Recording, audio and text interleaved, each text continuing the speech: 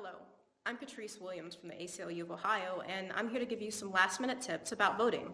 That's right, Election Day is almost here, and you'll be able to vote on Tuesday, November 8th. So here are 5 tips to help you be prepared and get out, get going, and go vote. Here's our first tip. Knowing what time the polling locations open. They're open from 6:30 a.m. to 7:30 p.m. Again, 6:30 a.m. to 7:30 p.m. That's 13 hours you'll be able to have to cast your ballot. Here's our second tip. Knowing where your polling location is. Some locations may have moved or changed since you last voted. If that's the case, you'll be able to find that information at www.myohiovote.com. Again, that's myohiovote.com. And you know where your location is, and before you head out the door, here's our third tip.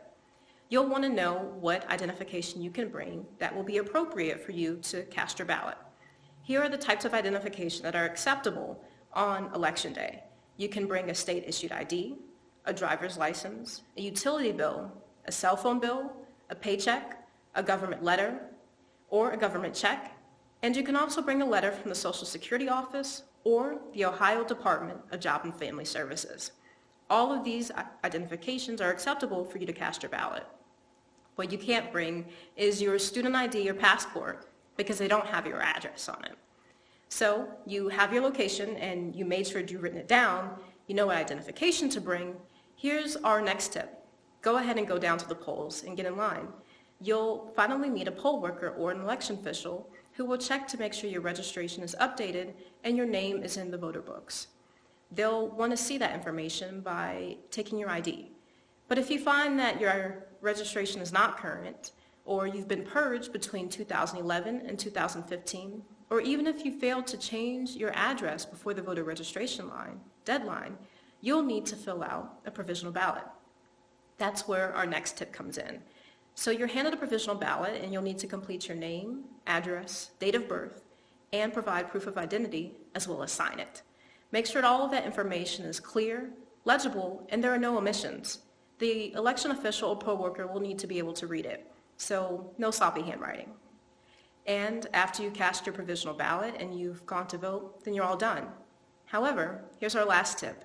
If you have any problems being able to get a provisional ballot because you've been purged or your registration wasn't updated with your new address, we want to hear about it. So you can fill out our voter complaint form on our website. So again, if you have any problems voting or you were not given a provisional ballot, visit our website and fill out our voter complaint form. You can do that by visiting www.acluohio.org/vote-center.